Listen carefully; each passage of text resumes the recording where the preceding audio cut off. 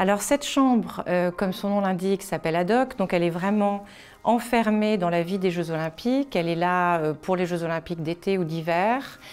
Et elle est destinée à gérer tous les litiges qui naissent de la charte olympique et donc en réalité la participation des athlètes aux compétitions olympiques. Donc elle va, pour la chambre ad hoc, juger des litiges qu'on appelle généralistes.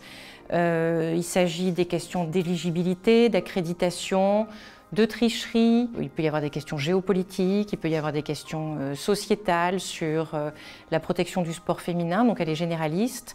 Elle s'accompagne également d'une chambre antidopage, elle aussi ad hoc, mais qu'on appelle donc antidopage, et qui elle va s'occuper spécifiquement des questions de dopage pendant les Jeux Olympiques.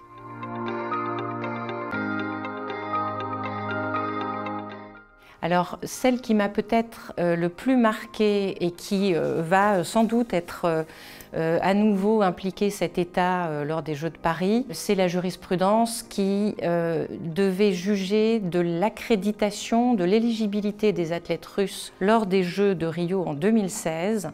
Ces Jeux ayant été organisés immédiatement après la remise du rapport qu'on appelle le rapport McLaren, qui révélait l'existence d'un dopage d'État au sein en fait, du Comité national olympique russe et au sein en réalité du sport russe. À la suite de ça, le Comité international olympique a décidé en fait de renverser la présomption d'innocence des athlètes russes et de n'admettre et de n'inviter à Rio que les athlètes russes qui pouvaient établir qu'ils n'étaient pas dopés, ce qui est quand même un cheminement un peu particulier, mais qui a été validé par le tribunal, la chambre ad hoc des Jeux de Rio, en dépit de protestations des athlètes russes qui effectivement estimaient que la sanction était trop rude et qu'on leur demandait parfois d'apporter une preuve négative.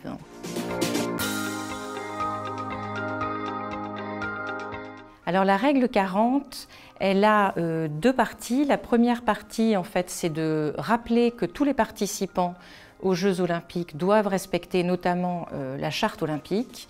Et puis elle a une deuxième partie qui est intéressante et qui est destinée à protéger la liberté d'expression des participants aux Jeux olympiques.